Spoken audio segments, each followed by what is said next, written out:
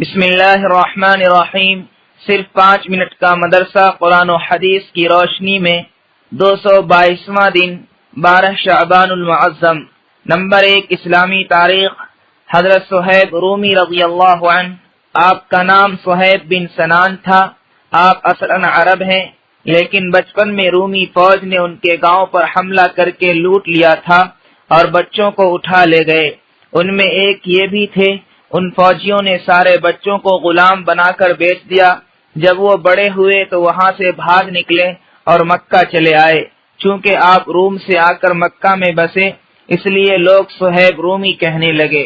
مکہ میں انہوں نے تجارت کا پیشہ اختیار کیا۔ اللہ تعالیٰ نے ان کے مال میں بڑی برکت دی اور وہ کافی مالدار ہو گئے۔ ایک مرتبہ حضرت صہیب رومی رضی اللہ عنہ تجارتی سفر سے مکہ واپس آئے تو حضور صلی اللہ علیہ وسلم کی ایمانی دعوت کے شروع ہونے کی خبر سنی۔ حالات کی تحقیق کی، آپ صلی اللہ علیہ وسلم سے ملنے دار ارقم پہنچے تو اسی وقت حضرت عمار بن یاسر رضی اللہ عنہ بھی پہنچے۔ دونوں نے ایک ساتھ اسلام قبول کیا۔ ہجرت کے دوران جب کفار نے روکنا چاہا تو اپنے مال و دولت کا پتہ بتا کر ان کو واپس کیا اور پھر ہجرت فرمائی۔ حضور صلی اللہ علیہ وسلم نے انہیں دیکھ کر فرمایا، ابو یحییٰ، تمہاری تجارت کامیاب رہی۔ ساتھ ہی اللہ تعالیٰ نے ان کی ہجرت اور مالی قربانی کی تعریف کرتے ہوئے فرمایا، بعض لوگ ایسے ہیں کہ اللہ کی رضامندی حاصل کرنے کے لیے اپنی جان بھی فروخت کر دیتے ہیں۔ ان کا انتقال 73 سال کی عمر میں 38 ہجری میں مدینہ میں ہوا اور وہیں دفن ہوئے۔ نمبر 2 حضور صلی اللہ علیہ وسلم کا معجزہ، کھجوروں میں برکت۔ حضرت ابو ہریرہ رضی اللہ عنہ چند کھجور لے کر رسول اللہ صلی اللہ علیہ وسلم کی خدمت میں حاضر ہوئے اور عرض کیا، اے اللہ کے رسول، ان کھجوروں میں برکت کی دعا کر دیجئے۔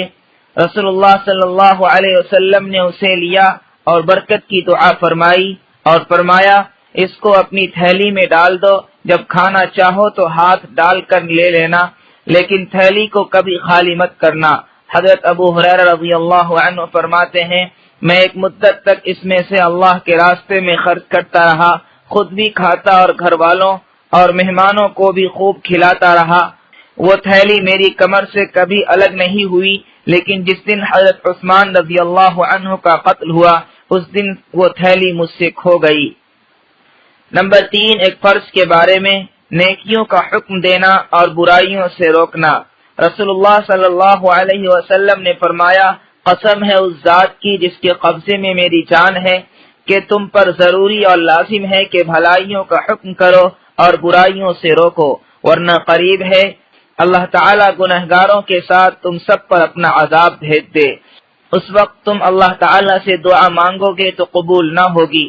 فائدہ، نیکیوں کا حکم دینا اور برائیوں سے روکنا امت کے ہر فرد پر اپنی حیثیت اور طاقت کے مطابق لازم اور ضروری ہے۔ نمبر 4 ایک سنت کے بارے میں، وضو کے بعد کی دعا۔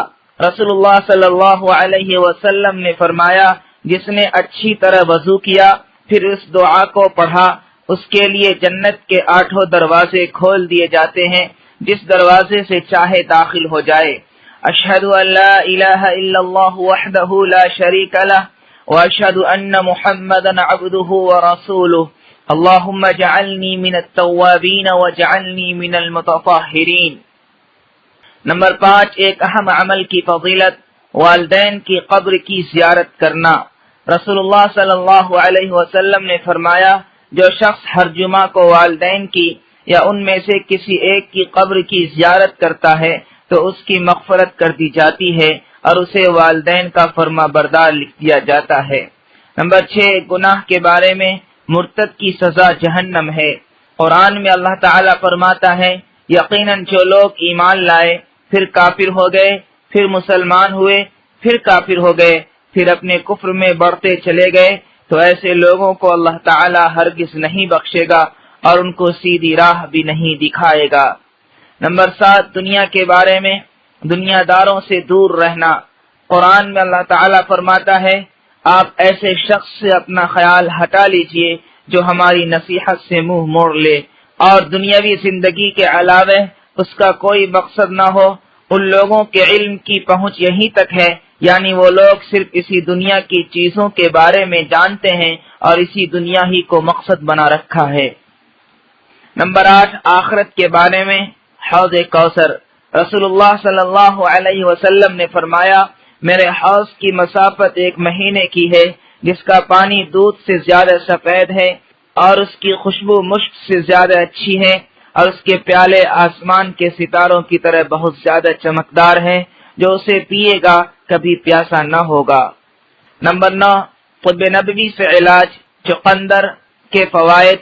ایک مرتبہ ام منذر بنت قیس رضی اللہ عنہ کے گھر پر رسول اللہ صلی اللہ علیہ وسلم کے ساتھ ساتھ حضرت علی رضی اللہ عنہ بھی کھجور کھا رہے تھے، تو رسول اللہ صلی اللہ علیہ وسلم نے فرمایا، اے علی بس کرو، اس لیے کہ تم ابھی کمزور ہو۔ ام منذر کا کہنا ہے کہ میں نے ان کے لیے چقندر اور جو کا کھانا تیار کیا، تو رسول اللہ صلی اللہ علیہ وسلم نے حضرت علی رضی اللہ عنہ سے فرمایا، اے علی اس کو کھاؤ، اس لیے کہ یہ تمہارے لیے فائدہ مند ہے۔ فائدہ، چقندر اور جو قوت بخشتا ہے اور کمزوری کو دور کرتا ہے۔ نمبر 10، نبی صلی اللہ علیہ وسلم کی نصیحت۔ رسول اللہ صلی اللہ علیہ وسلم نے فرمایا، تم اپنے مرنے والے رشتہ دار کو لا الہ الا اللہ کی تلقین کیا کرو۔ فائدہ، تلقین کا مطلب یہ ہے کہ کلمہ اس طرح آواز سے پڑھنا چاہیے کہ مرنے والا سنے اور سن کر ویسا ہی خود بھی پڑھنے